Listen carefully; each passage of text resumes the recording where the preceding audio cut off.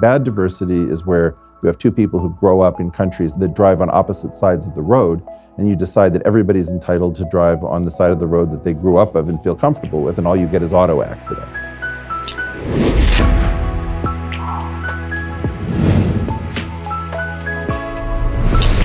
So we are here with intellectual dark web impresario Eric Weinstein. We're going to get started talking to him in just a minute. One of the most fascinating guys around. But first, I want to talk to you about your internet security. With all the recent news about online security breaches, it's hard not to worry about where my data goes. Making an online purchase, simply accessing your email, it could be putting your private information at risk because you are being tracked online by social media sites and marketing companies and your mobile or internet provider. Not only can they record your browsing history, they often sell it to other corporations who want to profit from that information, which is why I've taken back my privacy by using ExpressVPN. So ExpressVPN, they have easy-to-use apps that run seamlessly in the background of your computer, phone, tablet. Turning on ExpressVPN protection only takes one click. And ExpressVPN secures and anonymizes your internet browsing. It encrypts your data, hiding your public IP address. Protecting yourself with ExpressVPN costs less than $7 a month. You owe it to yourself. It's rated the #1 VPN service by TechRadar. It comes with a 30-day money-back guarantee, so try it, see if you like it. You will. If you ever use public Wi-Fi, you want to keep hackers and spies from seeing your data, ExpressVPN is indeed the solution.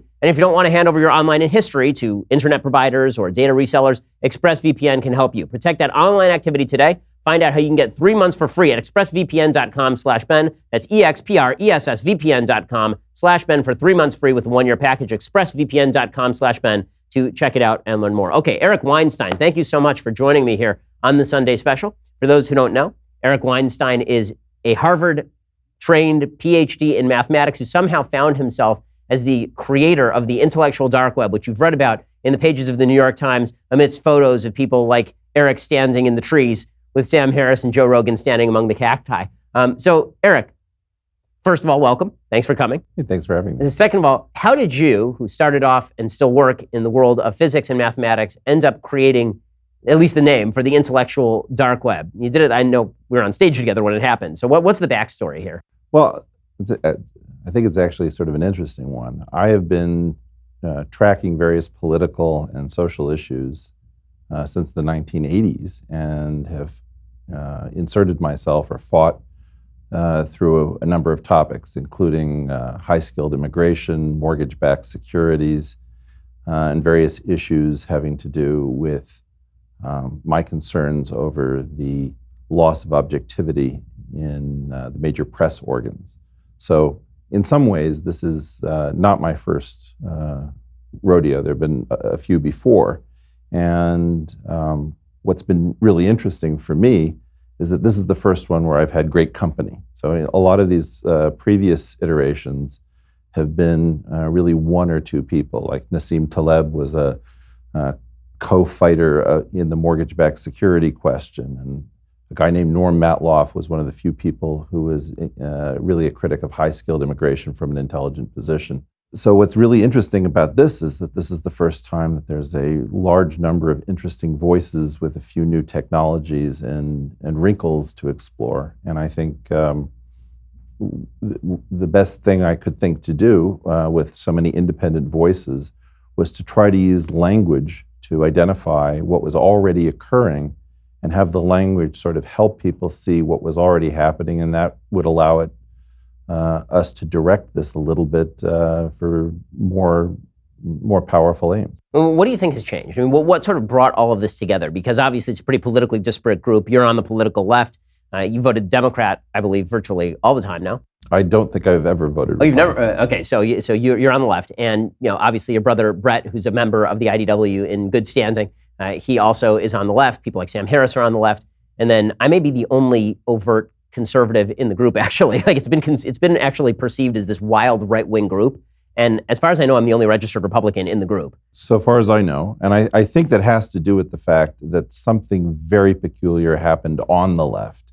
And so in many ways, this is a response from an older left to what is viewed as almost certainly a very brief, very intense, and very crazy bout of bad judgment, I would say, from the American left. It's not that these strains haven't been present before, but what's really new to me is the idea that this new sort of woke network which practices something which I've called left-Carthyism, has invaded the major organs of civil society. And the most important examples of this, I would say, first and foremost, is not the universities, but the major media companies that form our sense-making network, so news bureaus, let's say.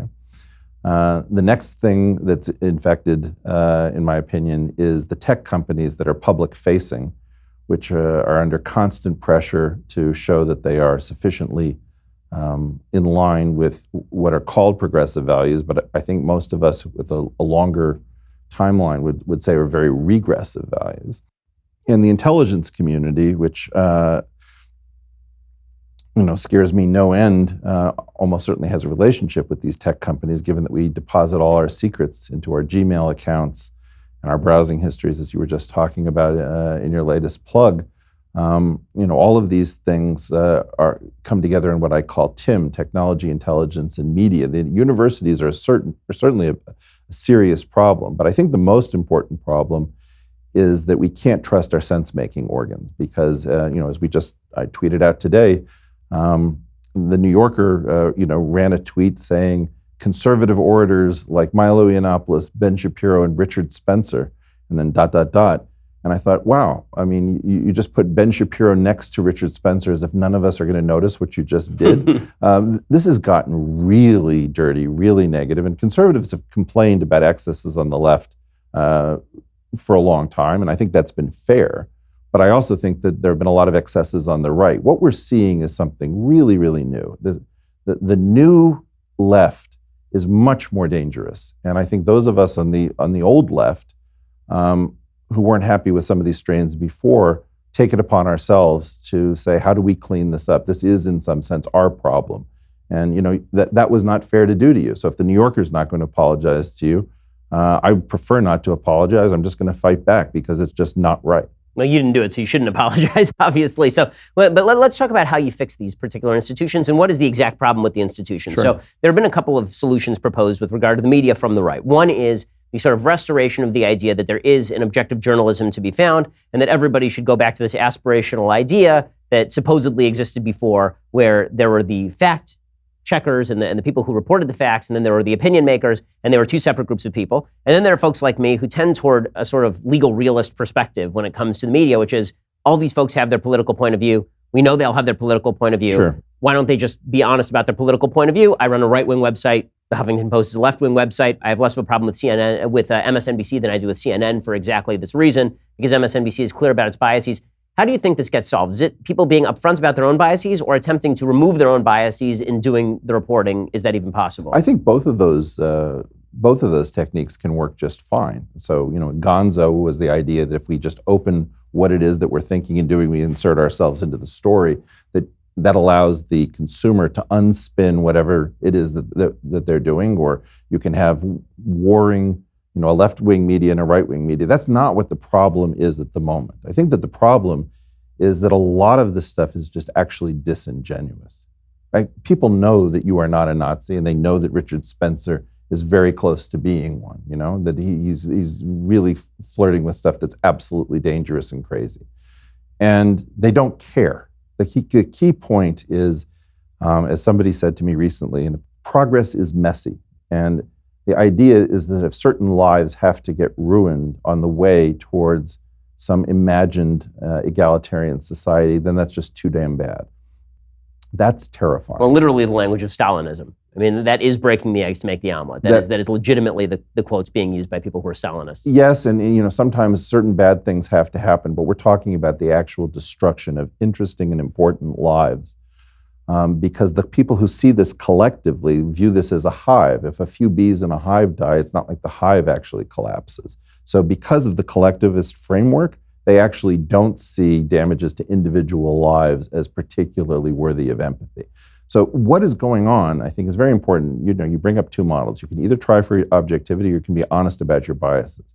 Both of those are much more similar to each other than this other thing is, which is we know what the right answer is for society, and it doesn't really matter how we get there. So what we're going to do is we're going to propose ideas that are, in an analogy, they're almost like suicide ideas. They're ideas that are simply meant to be highly destructive.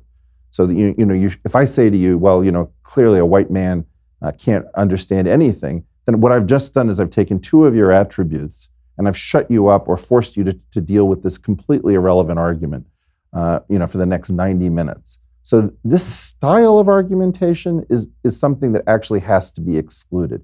If you want a diversity of opinions that actually matter, it's very important not to seat people who think in these terms at the table. And this is what we talked about I think maybe on the Rubin Report, or maybe it was just before you got there. There's good diversity and there's bad diversity.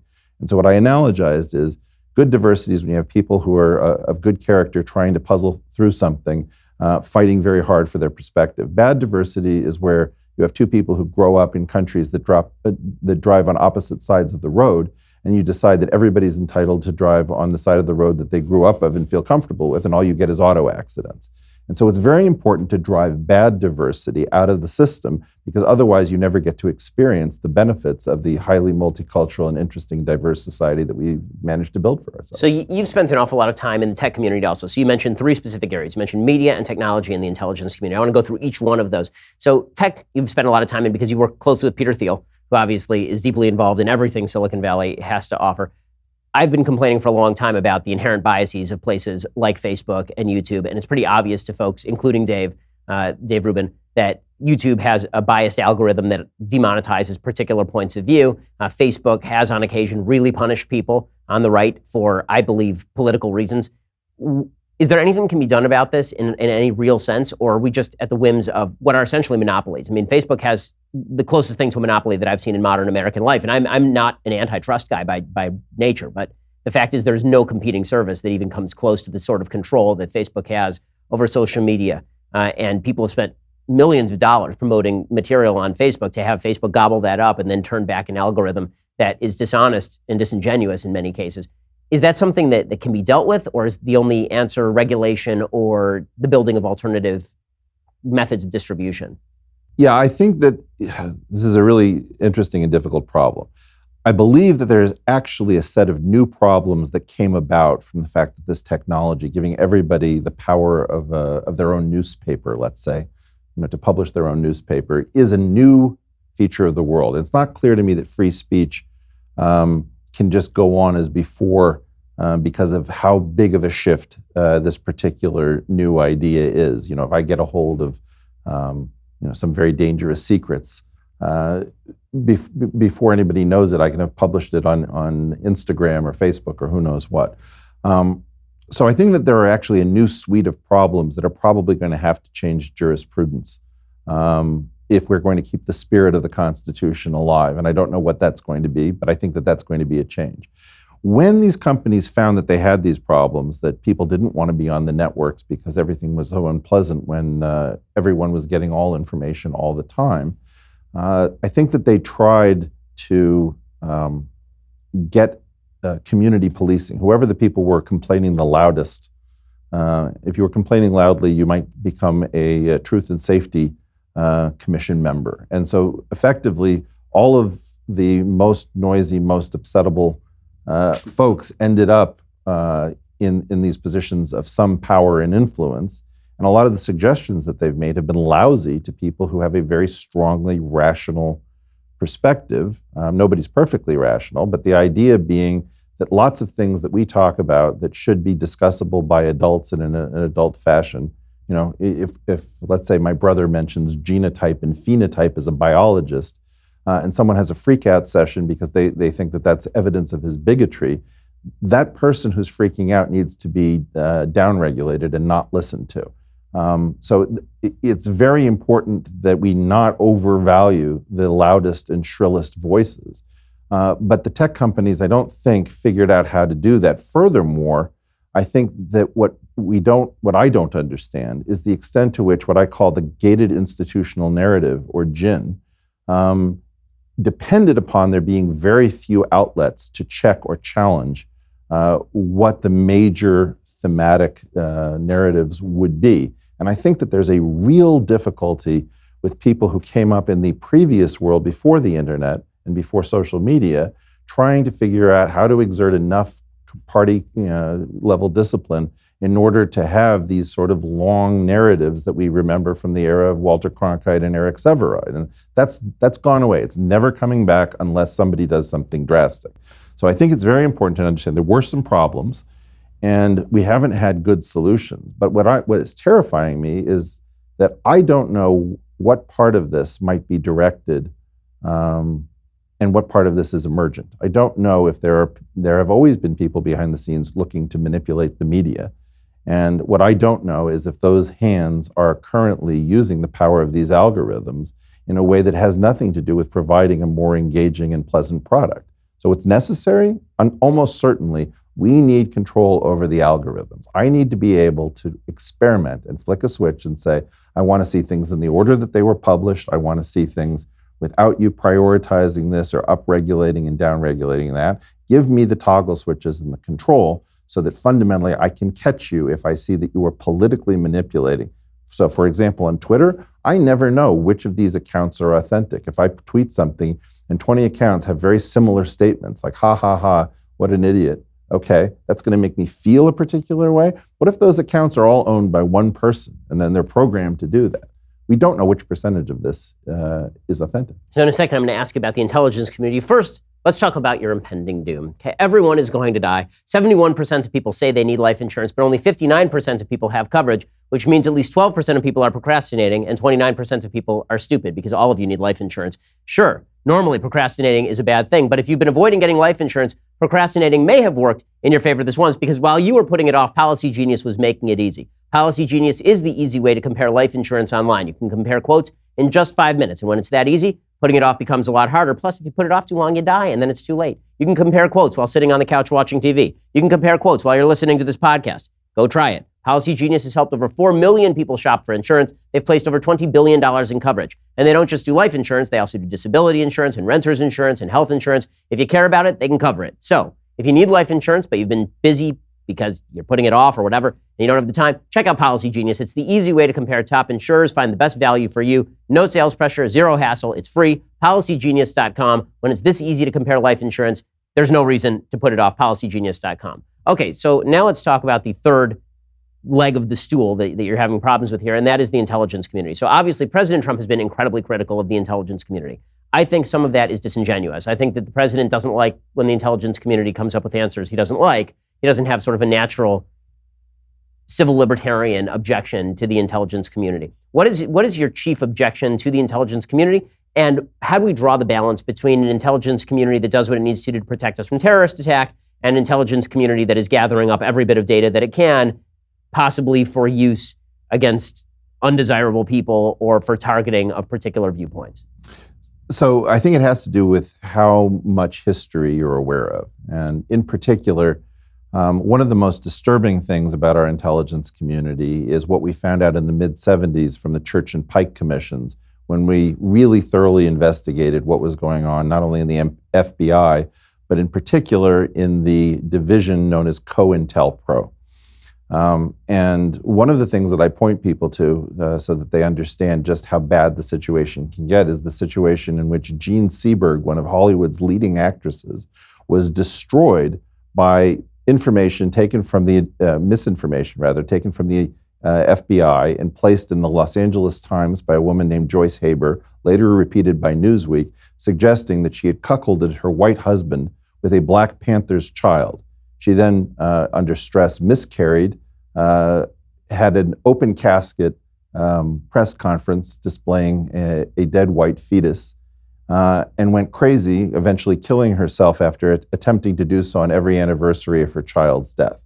This is the way in which the U.S. has previously played. This is not a conjecture, it's not speculation, this is proven fact. Just as we experimented with the idea of getting La Cosa Nostra to kill Dick Gregory, Martin Luther King's right-hand man, the letter from Sullivan trying to get Martin Luther King to kill himself by his own hand, and we actually assassinated Fred Hampton in his bed in Chicago. So if you have a left-of-center perspective, you're very well aware that the intelligence community has previously been out of control. Now, I have no reason to think that it is out of control at the same level now. I don't know if there's an analog of Operation Mockingbird. But the idea that we should simply trust our intelligence community when we have not publicly, vigorously investigated it for many years in a new era in which it's possible to hoover up all sorts of data from simply our daily behavior, given that all of us carry tracking devices, microphones, and video cameras at all time. This is patently insane, and we need a new level of oversight so that we can trust our intelligence community with our secrets.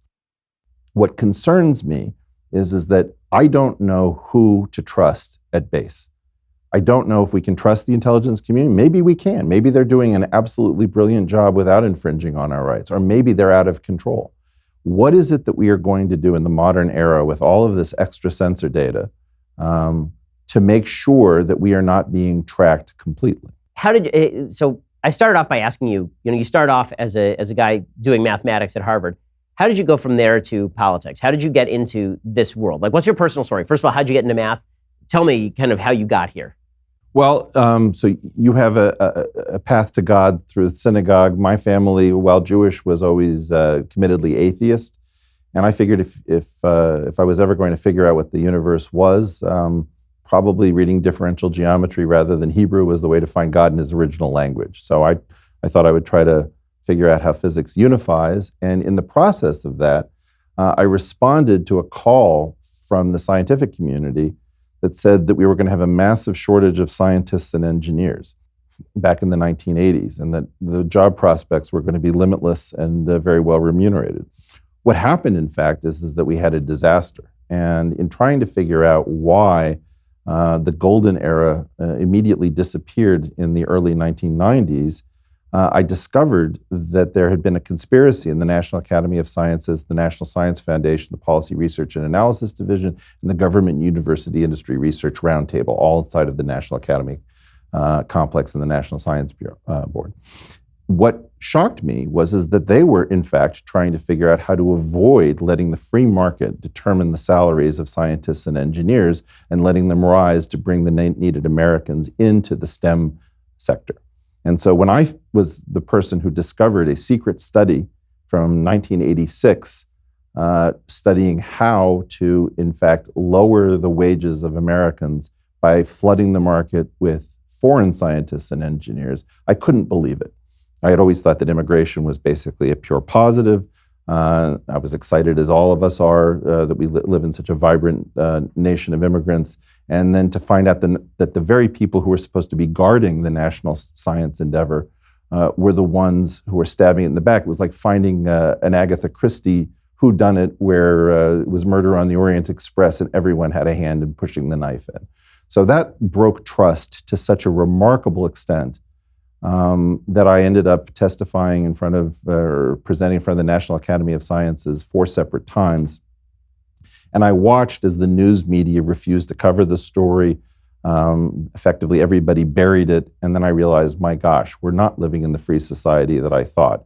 Because the story went counter-narrative, because in my sector of the world, all of us were pro-immigrant, and this indicated that immigrants weren't the problem, but that the visas were being used to flood the market, because this was a story of betrayal by the government against the workers, because the claim was that Americans couldn't do science and engineering, when I think we are absolutely one of the very best systems for educating people in science and engineering. The whole thing was topsy-turvy. And I think that institutional betrayal was the thing that hooked me on the idea that I didn't know how deep the rabbit hole went. So when it comes to that issue, so let's talk about high-skilled immigration for a second, Sure. because we may have a difference of opinion on this. I've always been an advocate for high-skilled immigration. You obviously oppose high-skilled immigration, at least in certain sectors. What is the downside of high-skilled immigration? Is it just that people are being promised jobs that aren't materializing in the United States, or is there a net detriment to the United States with people bringing in high-skilled immigrants to fill jobs in sectors where they want to lower the price?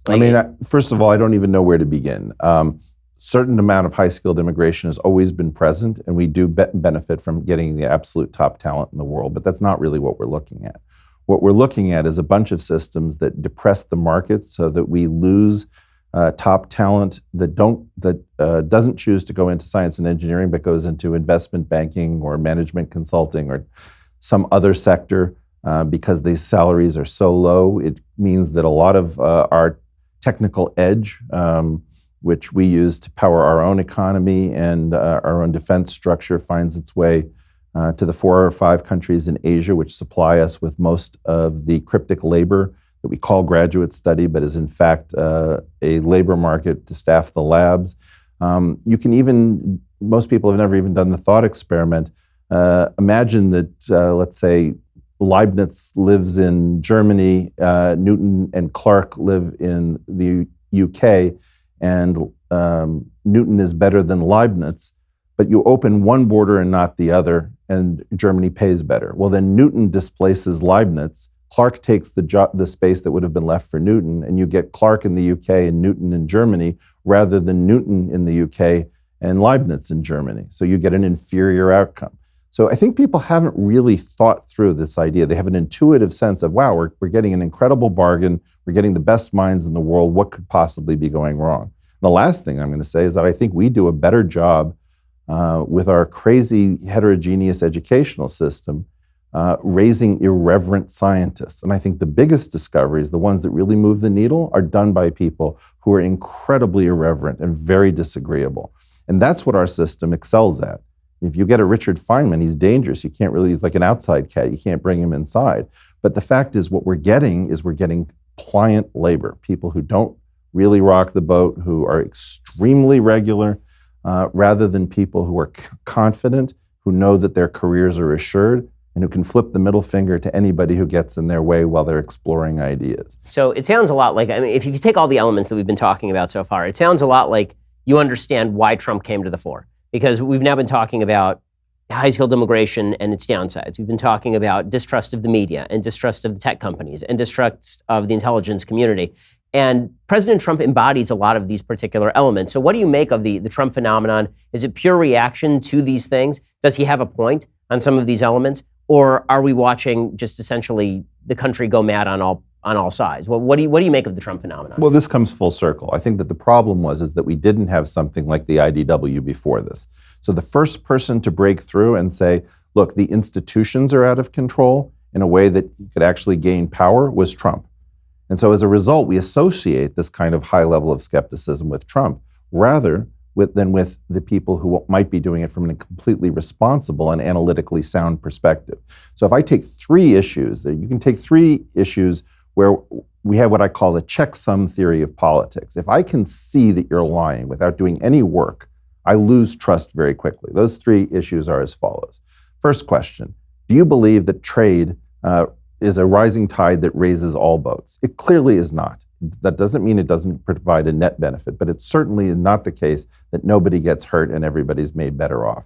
The representations on trade made by economists were patently false, and as Paul Krugman has said, it's basically a scam by the elites. Second one would be immigration. If you believe that fundamentally immigrants are simply the best of us, they work harder, they're smarter, they have all these positive traits, and they cause no problem and no disruption, that is patently absurd. It doesn't mean that immigration isn't good, but the representation being made is completely childlike. The last one, if you claim that there is absolutely no connection between terror and Islam, when you have mass murders and people shouting Allahu Akbar at the end, people know that you're lying. And this is part of the problem. It may be very noble to protect our Muslim community by pointing out that the problem isn't Muslims, and I will say the problem is not Muslims, but the problem is connected to Islam in a way that it's not connected to any other group at the moment. The only 2 other groups that have practiced suicide bombing in the modern era have been the Tamils in Sri Lanka, I think, and the Kurds in Turkey, if I'm not mistaken. I could be wrong. So in these situations, the population can clearly see that the news media, the political parties, are not representing things accurately. And I think that made people crazy. They want to believe that at least the fictions that they're being fed are adult level, and that they suggest that whatever is being done behind the scenes, even if people can't be straight with the population fully, is still in the best interests of the country. And so I think Trump was willing to say things in his crass and very direct and brutal fashion that indicated that we felt that we were being betrayed by our institutions. Well, do we have a problem, though, you make a claim that all these claims about trade and immigration and terrorism, that they're oversimplified. And I agree with all of that, obviously. Trade, I believe, is a net benefit, as you say. But clearly, there are people who are going to go out of business because of free trade. I mean, there are certainly towns in the Midwest that have gone completely out of business. They've gone defunct because of free trade. And that is one of the costs of free trade that has always existed. And when it comes to immigration, obviously, certain immigration is good, and not all immigrants are created equal. They're not all the same in terms of the qualities that they bring to the table, or in terms of the culture that they're bringing across our borders. All of that is true. And then on the flip, but when you get to the flip side, then there's a similarly simplistic misrepresentation that's being promulgated. So when it comes to trade, for example, you have people like President Trump saying that trade is not only it's not just that it's a net benefit that has downsides, it is a net loss. That trade itself, trade wars are easy to win and good. Or when he says that immigration itself is of no benefit, essentially, that immigration, he wants to curb legal immigration, not just illegal immigration, and he doesn't really want to vet anybody. He just doesn't want to have a lot of immigrants come into the country. He's pretty anti-immigration, generally speaking.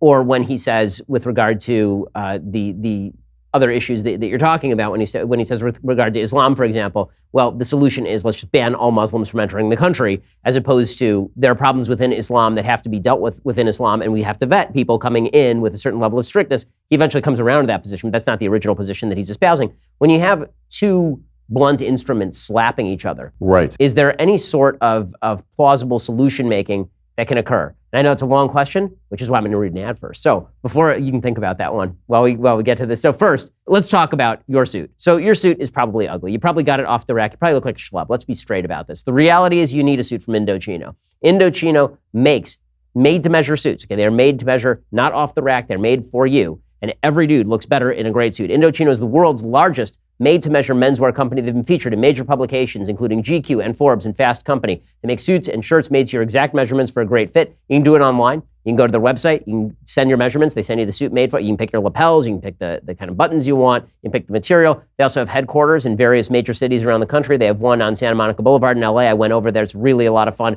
Guys love the wide selection of high-quality fabrics, the options to personalize all the details. Here's how it works. You visit a showroom, you shop online at Indochino.com, you pick your fabric, choose the customization, submit those measurements, and then wait for the custom suit to arrive in just a few weeks. And this week, my listeners can get any premium Indochino suit for just $379 at Indochino.com when you enter Ben Guest at checkout, because I have a guest. So that's 50% off the regular price for a made-to-measure premium suit. Shipping is free. Indochino.com, promo code Ben Guest for any premium suit for just $379 and free shipping. Incredible deal for a suit that's going to fit you better than anything off the rack ever could. So I'm suddenly totally paranoid about my lapel. Okay, yeah, your lapels look very nice. I mean, but I think Indochino would make them look better. Let's be straight about this. So with all of this said, the suggestion before the ad was basically that both sides are now slapping each other with these bricks, with these blunt instruments. Neither is representing the issue fully, and so you can't have an actual honest debate about these issues without people recognizing the upsides and downsides of these particular policies. Is there a way forward from that, or are we so ensconced in the battle that we're just basically stuck here? Well, this is what you and I are engaged in. This is what's so fascinating. This is what I got completely wrong. Okay, I thought that when we finally had Trump, that the Democratic Party, who knows what's wrong with all of these perspectives, would cry uncle and say, look, we have to be straight with people because we cannot have Donald Trump in office. So if they really think that this guy is the second coming of Hitler and that he's the greatest threat to world peace that we've ever seen, and he's destroying the country, why not admit that the economists know that it's not a Pareto improvement where everybody gets better off, that it's only Caldor Hicks, and that you need to tax some winners to pay some losers, or to do more in terms of relocating people in different sectors of the country when you do have an open trade situation? Why not instead, when it comes to immigration, be honest with people that fundamentally the big issue is not the tiny efficiency gain, which economists call the Harburger Triangle, but the enormous thing below it called the Borjas Rectangle. And it's an attempt to use immigrants cynically to transfer wealth from American labor to American capital, right? At some level, why not be open about the fact that we actually have a pretty good situation with the Muslims in the US, where we don't have a highly radicalized population, and that they are in fact helping us in our intelligence work because they speak languages like Pashto and Farsi that we don't speak, but that there is some sort of a problem. Why is it that when they had the opportunity to take the power away from Trump and say, look, okay, we oversimplified it. We need to be more honest with people so that we don't get this reaction. I thought that they would take that opportunity. The fact that they doubled down on this kind of crazy intersectional identity stuff is what's terrifying, because it seems to indicate to us that there is no bottom. There's no way in which things get so bad that we start leveling with people. And I don't know what to do about that. And I think that's part of why we're in this IDW thing, because what we're doing in microcosm is we're saying, look, I also agree that trade can be a good thing. Maybe you want a little bit more trade than I do. Maybe you want a little bit more immigration than I do. I actually published a paper that suggested how to do open immigration using the securitization of rights to have a true free market so that workers benefit alongside of capital. There is zero interest in corporate America in that, because the interest is in taking something that belongs to labor and handing it to capital. So my feeling is that if you and I were to model what a debate like that looked like, it would look absolutely nothing like what's going on. And this was interesting for me. When you just went on Bill Maher after you had been in Dave Rubin's studio with me, what I saw was the level of distortion that happened when you went into a formatted program. Bill Maher is about the best thing on standard television there is, and there's no way it can compete with this long format discussion where we actually get into things and we don't sit here and just beat our partisan drum. So even though I've been handed a mug that says leftist tears, the fact of the matter is that I would much rather have a full-on drag-em-out discussion about trade, immigration, and terror with an honest conservative than somebody trying to win an election inside of the DNC. Which is why I think that you're more of a liberal than you are a leftist. And I don't mean liberal in the sense that Dave Rubin means liberal, as in classical liberal. I mean that there are people who disagree with me on economics, but agree with me that we have to actually have honest conversations about this stuff, rather than trying to shut this down. That's why when we actually looked at making these tumblers, the original suggestion was liberal tiers, and I said, I don't want liberal tiers, I want leftist tiers. Well, this is why I see you as a conservative and not as a right winger. No, I appreciate it. So let's talk about your proposal for sort of fixing capitalism. So I obviously am a very laissez-faire, free market-oriented guy. You have proposed something called anthropic capitalism. So what exactly does that term mean? And what does that mean in material terms and in terms of policy? Well, the short answer is that we don't know and that we better come up with an answer quickly. What if capitalism was a pretty terrific solution for the 19th and 20th centuries, but that in the era of, let's say, machine learning and robots and world labor markets, that if you actually just let the machine run, it doesn't deliver enough stability in fact, jobs may go away because, opportunity may be plentiful, stable, repetitive activity that's lucrative may be, in fact, quite scarce. It's not at all clear to me that if you let the wheels of capitalism run in the current era, that markets will clear in a way that we're happy with the way in which our resources are distributed. Many people may become very disenchanted.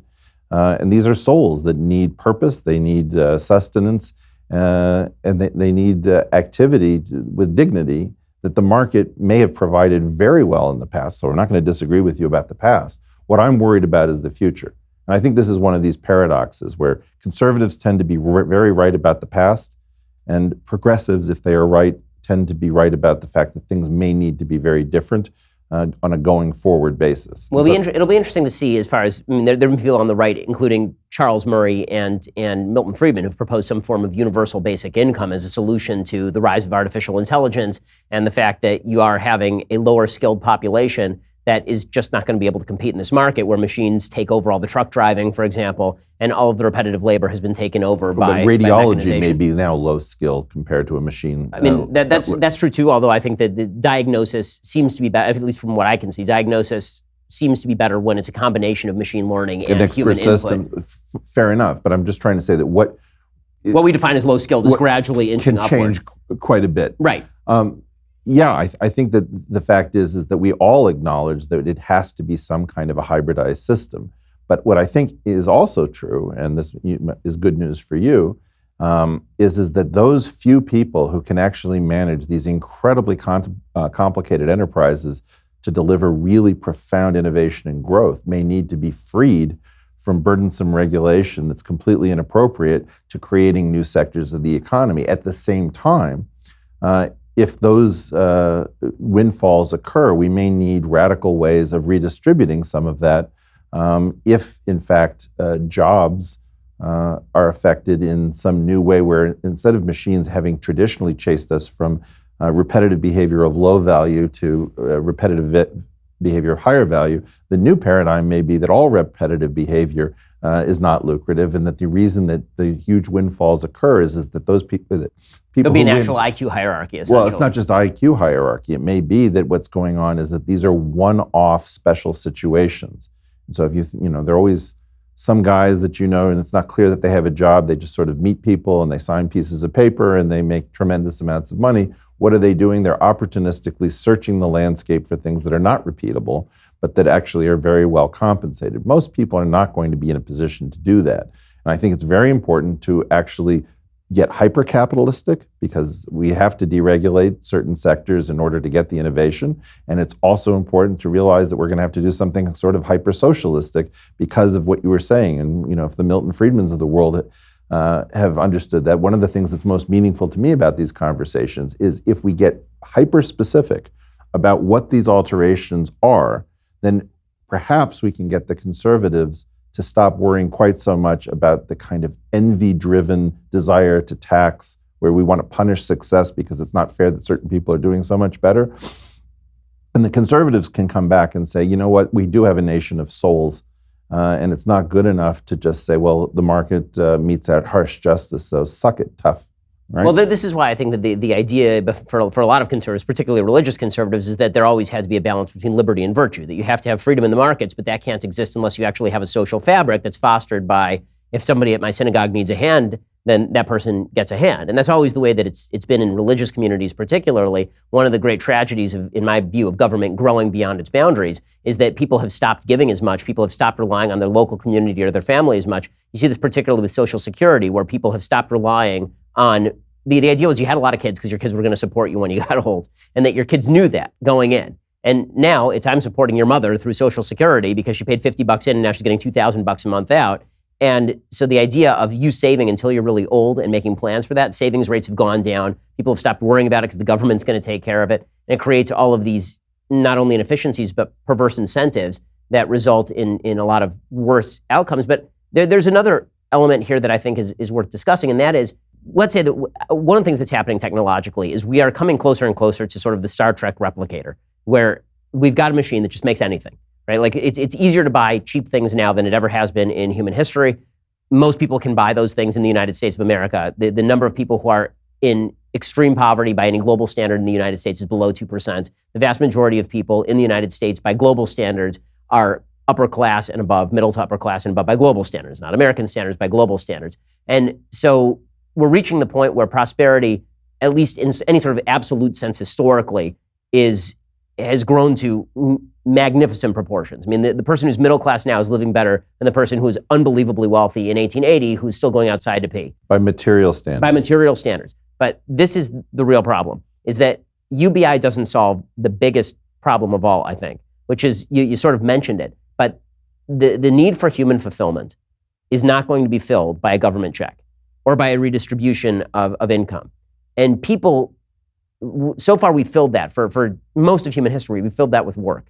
That the idea was that we don't have a lot to do today, but we have to go and we have to work because otherwise we're going to starve. And that's what fills our days. What fills our days is that we go and sure, I'm doing a repetitive task at the factory, but that's what earns me the money so I can come home and take care of my kids and make a better life for them. And let's expand that slightly to not only include work for money, but also kin work, particularly, which has been the province more of women than of men, which has been a vital part of work, which needs to be recognized, often happens off market. Yeah, no, that's exactly right. So one of the things that's happening is, in the materialist, almost Marxist perspective of whatever's in your bank account is your measure of value. And that's why, if you don't have enough in your bank account, then obviously the system has somehow screwed you. The reality is that we are concerned with these systemic problems and we should focus on these systemic problems, but the great majority of unhappiness, I think, that's occurring in modern American society, and I think in the West particularly, which is historically prosperous, is a poverty of values, a poverty of meaning, a poverty of purpose. And I'm not sure that can be filled. People are trying to fill that with political action. Instead of trying to look at their own lives and say, what can I do to make myself better? And what if I were on a desert island, what would I do to make myself a better person? Just me and my family, what would I do? Other than going and chopping down trees or grabbing a coconut. We're so focused on, either how we rail against the system, which sometimes deserves railing against, but we spend all of our time worrying about how to rail against the system. And that, I think, makes us susceptible to politicians who lie to us about these very simplistic Well, I agree with that, situations. Ben, but I also think that one of the things that we have to do a better job on is, just as I have to defend, coming from a left of center perspective, the right of people who have contributed extraordinary levels to all of us to retain extraordinary reward. I think it's hyper important for the right to acknowledge that a lot of the reward that has occurred has come from non-productive activities through rent seeking.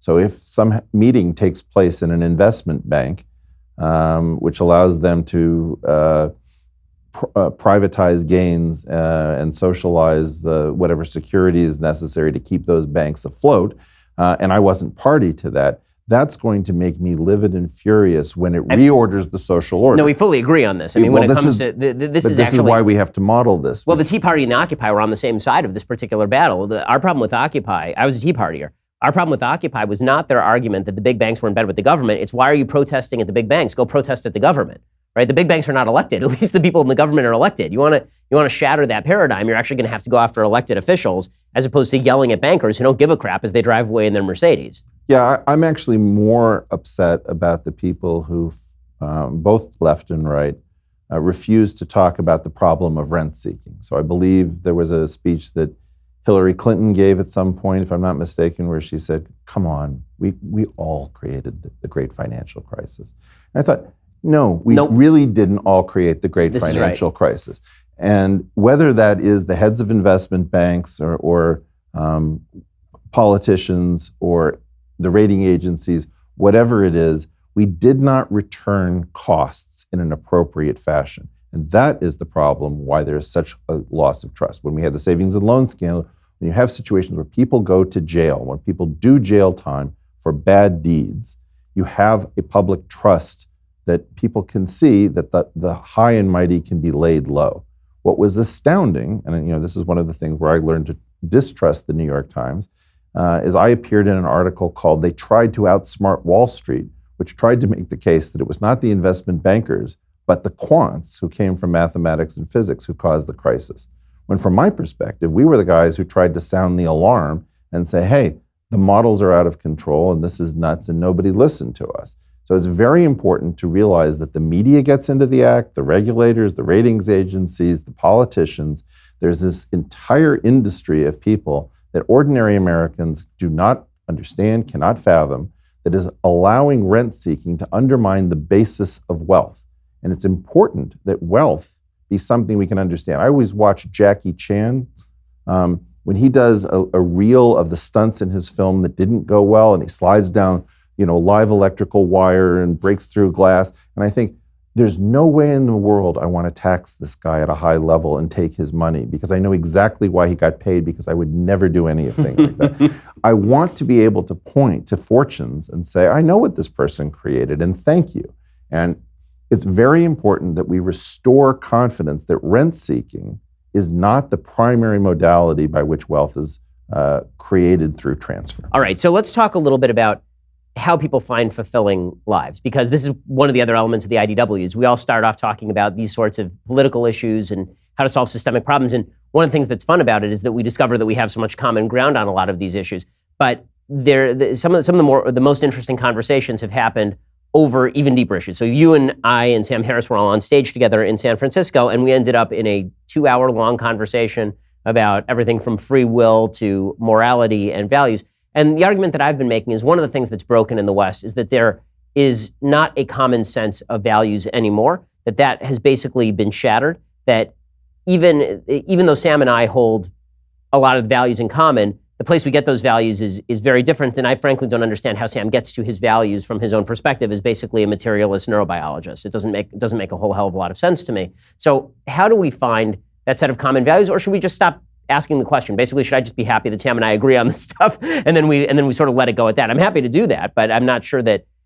I think that the reason, in my perspective, that we argue about this stuff is because I think that Sam's perspective on values, while I agree with his values, is unsustainable in the long run. That it's not sustainable beyond the people who really like Sam and follow Sam. Whereas I think that at least trying to appeal to some source of objective morality that's beyond my own reason is replicable and has been replicable throughout human history?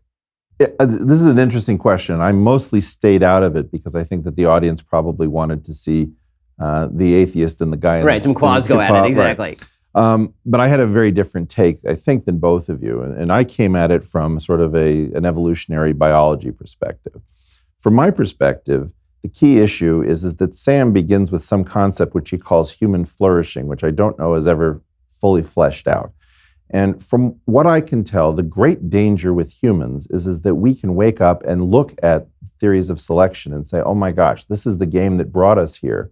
And even if evolution is the engine that created us, we don't need to keep playing that game. So, for example, we don't need to have children because we have birth control. So even if we want to have sex, we can get involved and break that linkage. And these are things have to do with the way in which the human body is constructed. We think about proximates and ultimates. A proximate is thirst, but the ultimate is dehydration. A proximate is hunger, but the ultimate is lack of nutrition. Yeah. Right. So what happens is that what happens if the mind suddenly wakes up and decides that it wants to pursue proximate pleasure?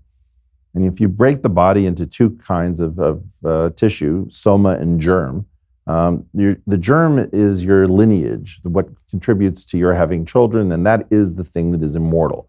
But the soma is disposable. And so we're all in danger that the soma that is our mind can wake up and say, hey, I just want to have fun and I want to have pleasure. I'm going to define human flourishing to be whatever it is that I particularly enjoy. Now, it's not true that every atheist is going to go crazy like this, far from it. But the problem is that it doesn't necessarily scale. So I'm in the odd position of basically being an atheist who is very sympathetic to religion and who in fact attends services and has a temple, in large measure because I believe that the brain has a sort of Chomskyan pre-grammar of religion. And that is that what sustained us was a belief in something longer than our somatic lives. We all feel that usually in terms of our children, even atheists. But the key question is, let's imagine that you don't have any children. Are you going to make investments that are going to benefit future generations if you don't believe that there's anything that happens after you die and there's no purpose and there's no meaning? So the way in which it comes down for me is that the reason religions outcompete rationality, which is quite surprising if you think about it, is this issue that the religions keep soma from waking up and redefining human flourishing to be somatic. And that is probably the thing that I think Sam has not fully addressed. Now, Sam is unusual because he is the atheist who sees the value in religion clearly and says, I think we can accomplish all that religion does well from the perspective of reason. So it's not that we have to convince him that religions do many things well. What we have to convince him of is that it may be the case that certain aspects of atheists seeing human flourishing as intergenerational lineage-level behavior, maybe that doesn't scale, and it only scales when you actually believe that there's some meaning and purpose that's larger than yourself. So obviously I agree with a lot of that, and I think that this is, the flaw in Sam's reasoning is not his questioning of faith per se, it's his faith in reason alone. And the idea that by reason alone, you can achieve whatever values Sam wants you to achieve.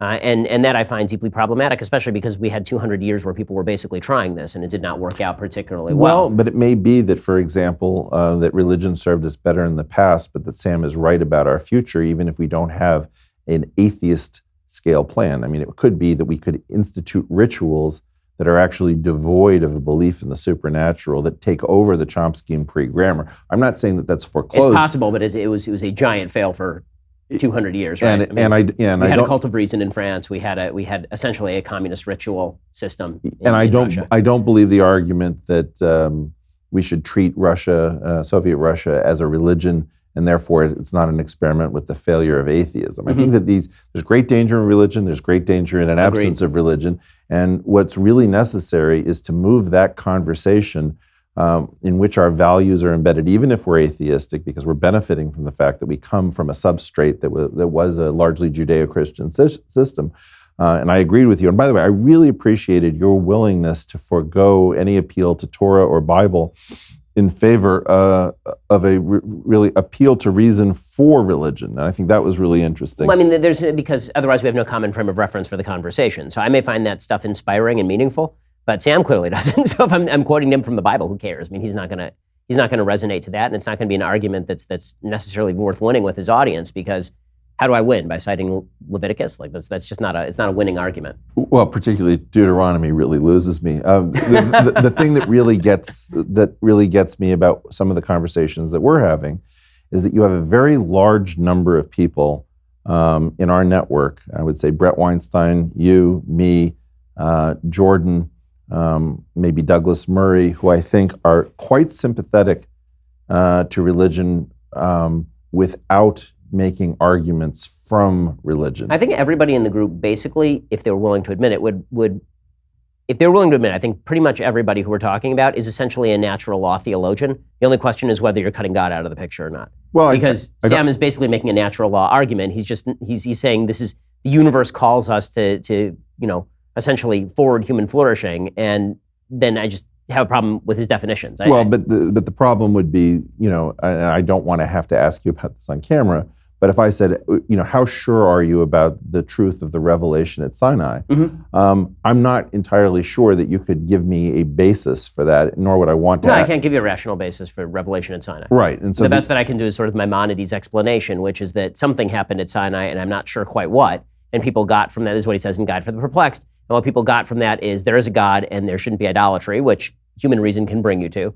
And then that Moses was a particularly inspired logical figure who was able to access higher modes of thinking and brings the Torah down from Sinai through direct communication with God. That's essentially Maimonides' argument. And I'm worried about even that. So in some sense, if I am feeling sick and I go to the drugstore and I say, don't you guys have a placebo you can give me that can cure my ailment?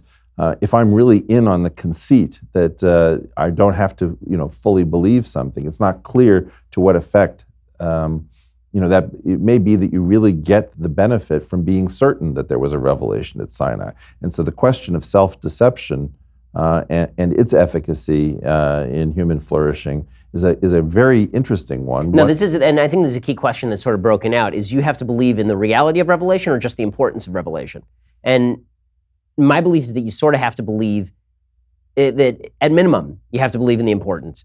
If you believe in the reality, so much the better, because then you have it easier. But believing in the importance is the minimum of understanding the evolution of Western civilization. I think that's the ante that gets you in, and then you have a situation in which you probably need a superposition of belief and lack of belief in order to have a decent life. That's probably always existed, but one of the things that's so odd about this is that it's hard to talk about without destroying the efficacy. And these sort of questions of self-contemplation, when you're trying to solve this ought from is problem, may have something to do with the limits of discourse. And I think that this is something that would be much more interesting to model than the usual dorm level discussions about whether there's a God. Yeah, I think that's exactly right. Well, all of this is really fascinating. So let's finish up, because we're getting close to the end here. Let's talk for just a second about, if you could make 3 changes to the country, what would those 3 changes be? Wow. Probably. That's the Barbara Walters, what's your favorite kind of tree question, but. That's all right. Regular investigation of the intelligence community, so that if they're in fact doing a fantastic job, we can all rely on them, because I think that they provide a vital service, and I'm not against them. We need to pay journalists a great deal more. I don't know where that money is going to come from, and then we need to fire them at the drop of a hat when they really break trust by pursuing ideology as part of their psychic payment stream at the expense of truthful and meaningful reporting. And I think that it's absolutely imperative that the scientific apparatus of the United States be restored through academic freedom, so that we can have crazy, dangerous, highly agentic people once again take back the labs and kick out all of the safe and ideologically driven alterations, so that we can create the new sectors of the economy to get growth back on track. And this is one of the things that I think Peter Thiel and I share deeply, which is people don't worry enough about what happens in the absence of growth. And the U.S. absolutely needs, and the world at large, to find non-fossil fuel-led, technological, broadly distributed, stable growth in order to avert war. And maybe the fourth and most crazy suggestion, if you don't mind me sneaking it in, is once in a blue moon, I think we need to explode an above-ground nuclear weapon, because I'm terrified that what's happened is that we've all fallen under a spell of magical thinking, that it doesn't matter who we elect and it doesn't matter how bad things get, that somehow the world is bizarrely stable and safe. And it absolutely is not. And I think maybe we need to actually activate the amygdala and remind everybody with what is hanging in the balance and how unstable this is, so we can get onto the business of making a really beautiful planet for generations to come. Eric Weinstein, thanks so much for stopping by. It's always great to see you. It's always fun to talk with my friends, and it's cool to have a friend in here. Eric, thanks so much for stopping by. Thanks, man.